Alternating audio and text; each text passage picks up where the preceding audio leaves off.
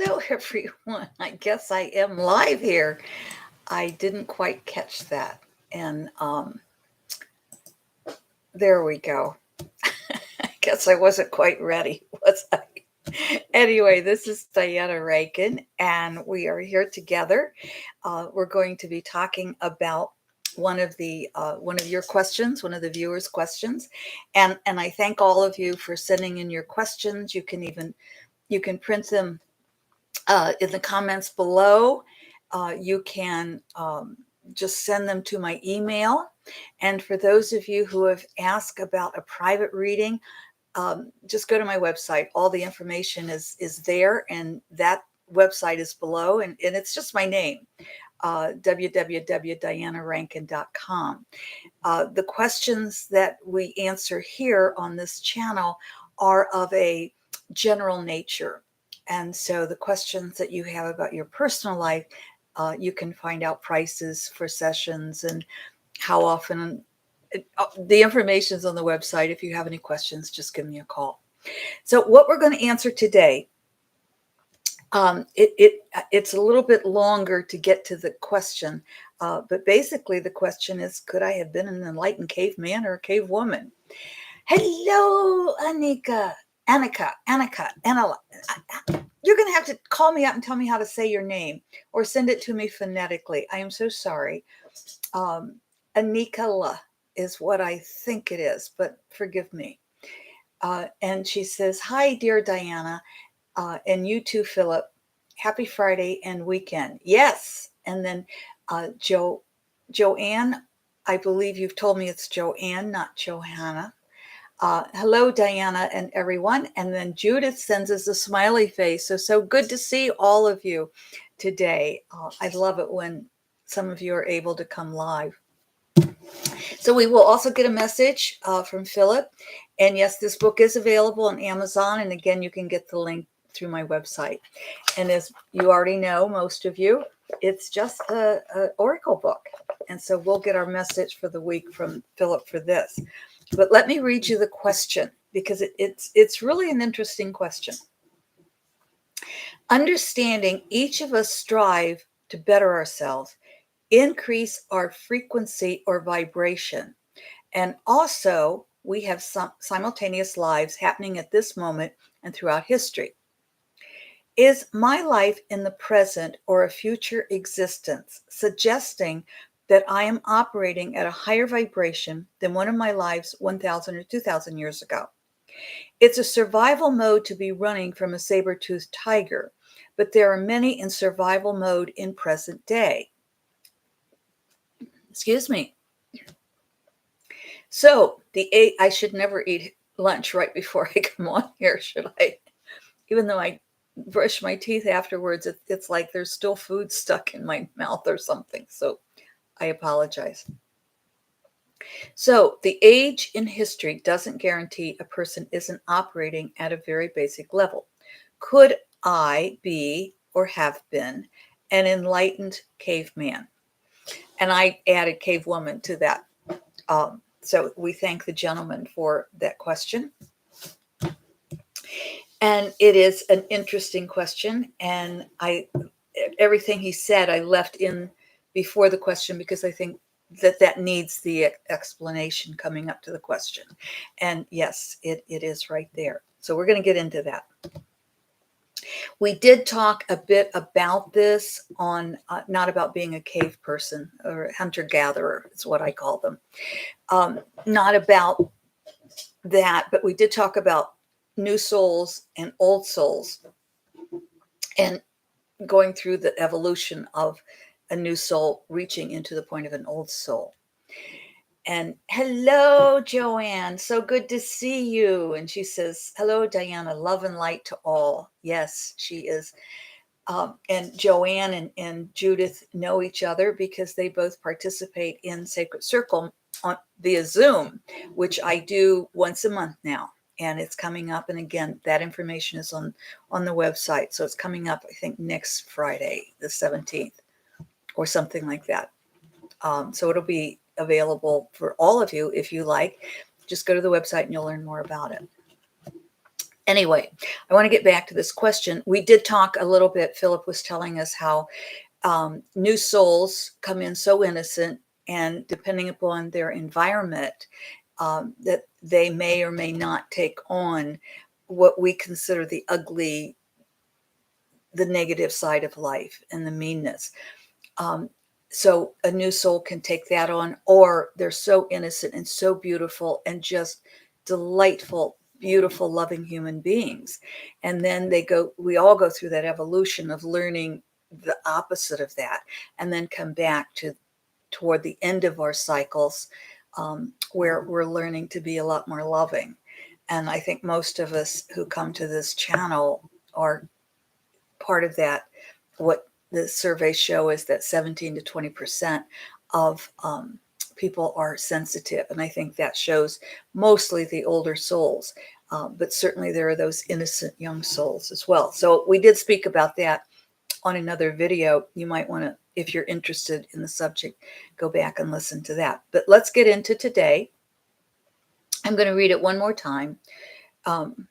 Understanding each of us strive to better ourselves, increase our frequency or vibration, and also we each have simultaneous lives happening at this moment and throughout Earth history. Is my life in the present or future existence suggesting that I am operating at a higher vibration than one of my lives 1,000, 2,000 years ago? It's survival mode to be running from a saber-toothed tiger, but there are many in survival mode in present day. So the age in history doesn't guarantee a person isn't operating at a very basic level. Could I have been an enlightened caveman? All right, here's what Phillip says about this. I love these questions. And I learned so much myself from your questions. So I thank you for your questions. Here we go.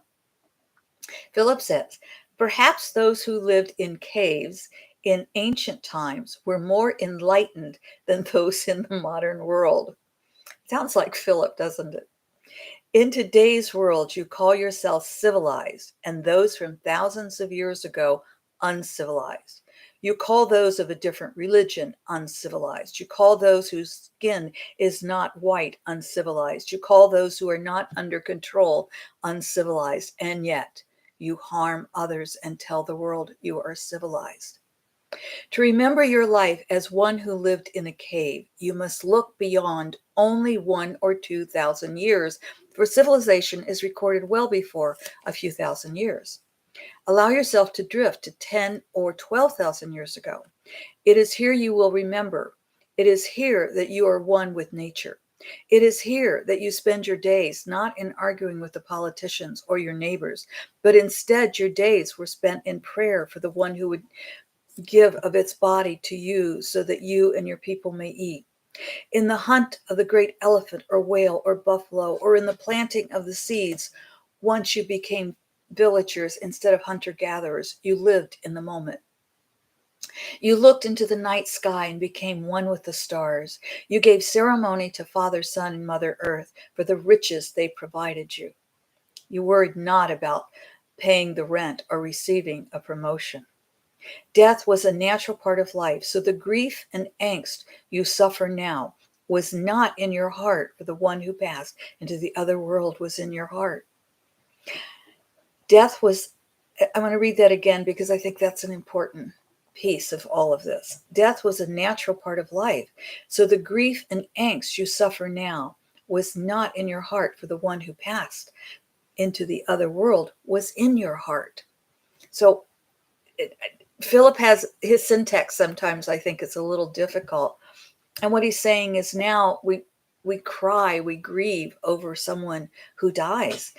And yet in the hunter-gatherer's time, in the cave, the times we live in the caves, we didn't grieve that way. We grieved, but it was very different because that person still was real for us. They still lived for us in a whole different way than today.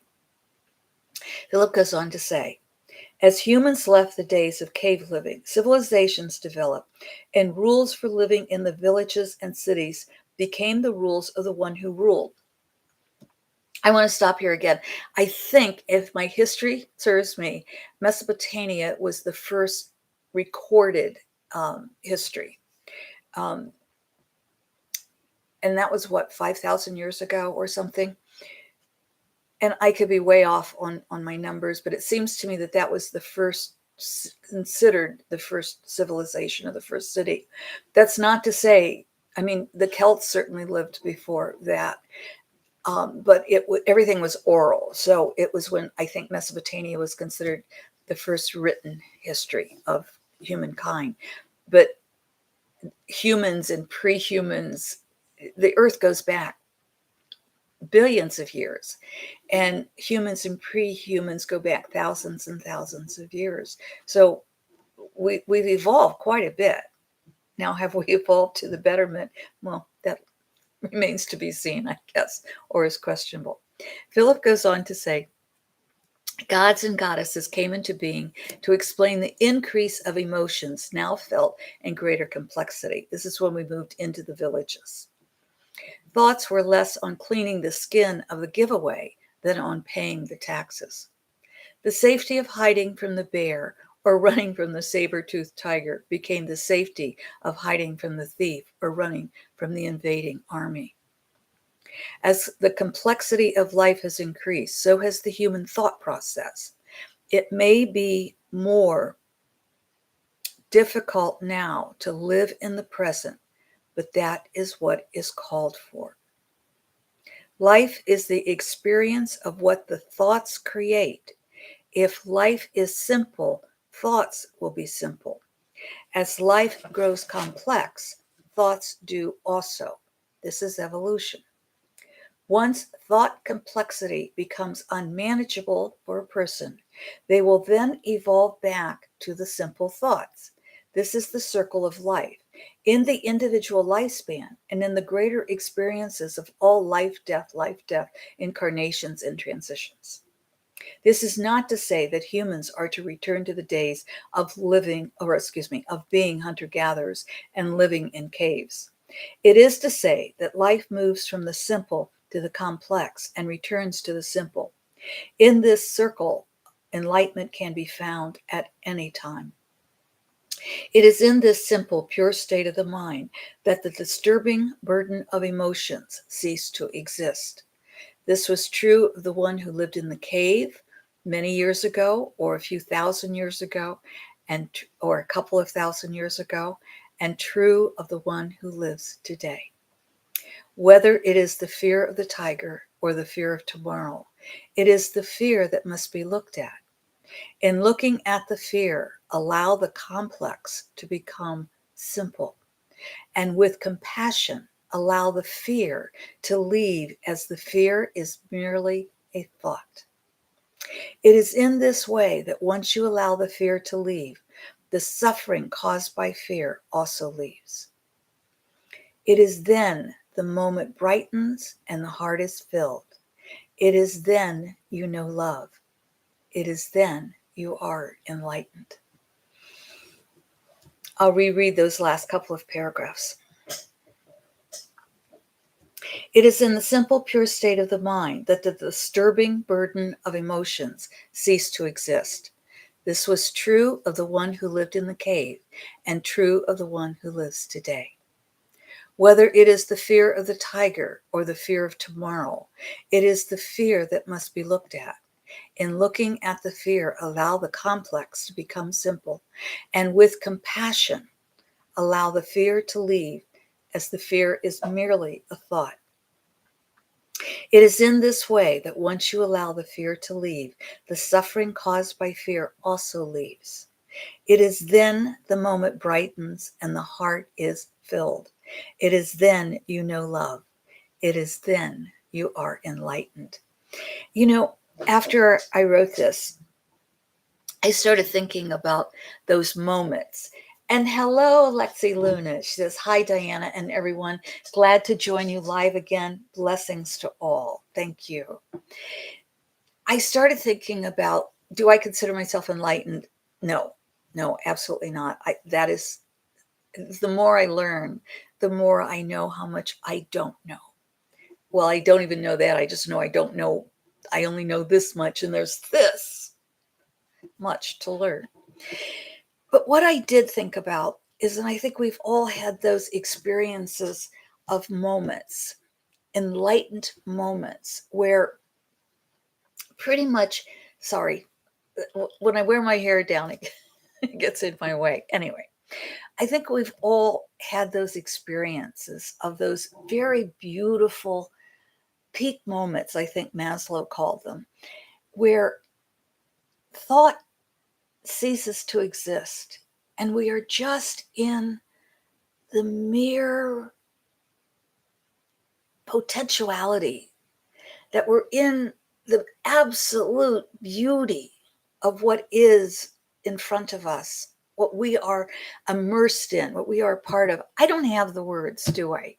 I don't have the words to explain this, but I think we've all experienced those moments when we know that this is love, that we know something so much more than we as an individual human are, and that we are part of that, that is so much more. It's beyond looking at the great beauty and awesomeness of the sunrise or sunset. Nature brings it on for me, but I think it can also be brought on maybe by the eyes of a child. I think there are many things that can bring it on, but it's that moment that we know that there is something so much greater and that we are a part of that. That to me is a sense of enlightenment. I'm not saying I'm enlightened. I'm not, but I have those moments, and I think you do too. And those are the moments I think we live for. And those are the moments I think that Phillip is talking about when he says, it is in this way that once you allow the fear to leave, the suffering caused by fear also leaves. It is then the moment brightens and the heart is filled. It is then you know love. It is then you are enlightened. That's what we're striving for.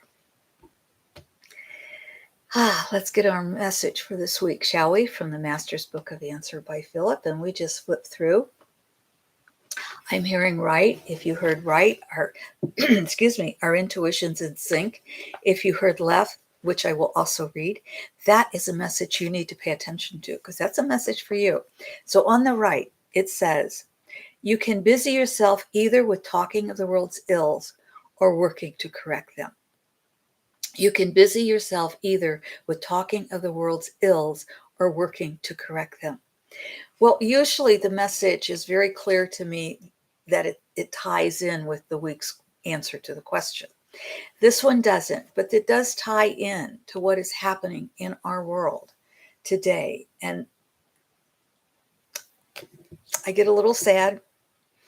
I get a little choked up when I think about the wars that are taking place, how Putin's Russia has invaded Ukraine, and how the people, civilians, are dying. I cry for the animals. I think of all of this, and I received just a couple of days ago about a women's march coming up in Ohio, in the Dayton area on Sunday. And I thought about that, and I thought about how Ohio legislators, two of them, have introduced, and I'm in Ohio, you probably know that, but they've introduced legislation to not allow, very similar to Florida, to not allow teachers to talk about being gay to young children or trans to young children, and what harm that does to those who do have questions. And there's no question in my mind that our evolutionary time is taking gender out of the equation, that these young people who are coming in as gay or as trans are the future. They're the ones creating the evolution to where we don't have sex as a defining moment. And they're also the young people who are helping here in the US and elsewhere to not have a war on women, which we seem to be having and have had. And I thought about how as a young woman I marched. I don't know that I will march again, but I do my other parts to help make our world a better, fairer, more humane world for all. So I think this comes up perhaps because this was on my mind. You can busy yourself either with talking of the world's ills or working to correct them. My friends, if all you do is say a prayer every day and see our world in the loving light, that divine light, just bring it in through the top of your head and let it come out through your heart and circle our world. One of my videos is on a personal planetary healing and meditation. Use that, or just imagine. Say a prayer for all the leaders in power, and certainly say a prayer for those caught in the crossfires. There are a lot of things we can do. We can write our congressman, we can march, we can simply say a prayer. It does matter. We can add laughter to the world. We cannot let fear, you know what? It does fit. It does fit because we can let go of that fear. I missed it, didn't I? We can let go of that fear, as Phillip says, whether it is the fear of the tiger or the fear of tomorrow. It is the fear that must be looked at. In looking at the fear, allow the complex to become simple, and with compassion, allow the fear to leave, as the fear is merely a thought. It is in this way that once you allow the fear to leave, the suffering caused by fear also leaves. It is then the moment brightens and the heart is filled. It is then you know love. It is then you are enlightened. Oh, my friends, I didn't even see how it fit. You can busy yourself either with talking of the world's ills or working to correct them. As we correct, as we change that fear within us, as we stop suffering with whatever it is we're afraid of, and we turn that into love, we help heal the world, not just our own lives. Thank you for helping to heal the world. Amazing that I missed that. All right, here we go. And this, if you heard left, this is for you. If you pour a gallon into a cup, the cup will overflow. If you pour a cup into a gallon, the gallon will still be empty. Read it again. If you pour a gallon into a cup, the cup will overflow. If you pour a cup into a gallon, the gallon will still be empty. And I'm going to translate that a little bit, because what that simply means is, you've heard me say it before, many surveys have been done, but I always quote the one from the Wall Street Journal that says about 17 to 20% of the population is sensitive. So my friends, if you're listening to this, you're part of that 17 to 20%. And keep in mind, not everybody thinks like you. Not everybody experiences life the way you do. So you may be the gallon, and you're going to overwhelm a cup. Recognize who you're talking to with compassion and with love.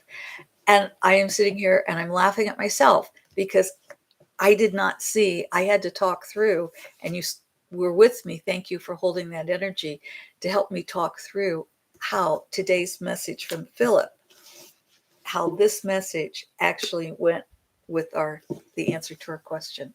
Hello, sunshine, love and light to you all, she says. Well, I'm so grateful for those of you who are able to come live, and I love each and every one of you. I thank you for supporting me in this way, and I thank you all for the love that you send to me and to our whole world.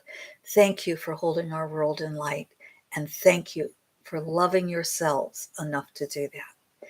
Thank you for receiving the love that we send out to you today, and thank you for the love that you send to us. Until we meet again, be sure and put your questions in the comments below, or you can email me the questions, and we will. I love your questions because they're not necessarily questions I would be asking. And this is an example, not a question I would have thought of asking. So I really appreciate your asking. Again, if they're personal questions, let's set up a session and we'll talk personally.